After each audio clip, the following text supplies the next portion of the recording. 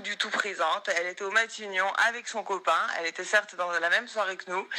Après, nous, on a décidé de partir boire un dernier verre parce qu'il y avait mon ex et il n'est pas parisien, donc il avait pris une chambre à l'hôtel Intercontinental. Donc on est allé là-bas, on a bu un dernier verre et il y avait le chanteur Sad qui était là. Et ouais, c'était sympa quoi. On a écouté un petit peu les musiques qu'il faisait et tout parce qu'on lui a demandé, on s'est intéressé un petit peu à ce qu'il faisait, donc il nous a montré ses clips vidéo et tout. On a écouté des musiques, après on a écouté un peu de musique un peu plus old school et tout, c'était cool. Et voilà, genre même pas une heure après, ils ont décidé de partir tous les deux dans un autre hôtel.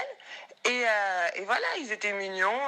Ils sont partis main dans la main. Elle le regardait avec beaucoup d'admiration. Enfin, ils étaient choux. Après, te dire que c'est une escorte, j'en sais rien. Je connais pas sa vie, je connaissais même pas son prénom. Donc voilà.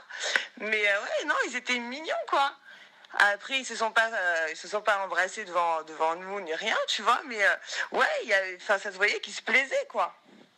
Enfin, je sais pas. Après, moi, je peux pas du tout savoir ce qui s'est passé dans l'autre hôtel parce que j'étais pas là, clairement.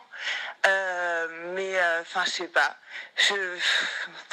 Ça prend des proportions énormes cette histoire. Je comprends pas, mais j'ai pas du tout l'impression que Sad pourrait faire un truc comme ça. Ça a l'air d'être un garçon très bien. Il était super sympa. Enfin. Voilà, c'est vraiment n'importe quoi cette histoire. Ça va très très loin. Je comprends pas. Voilà, hein, moi j'espère quand même qu'elle va retirer sa plainte parce qu'elle l'a vraiment mis dans la merde, ça, dès que ça a l'air d'être quelqu'un de très bien.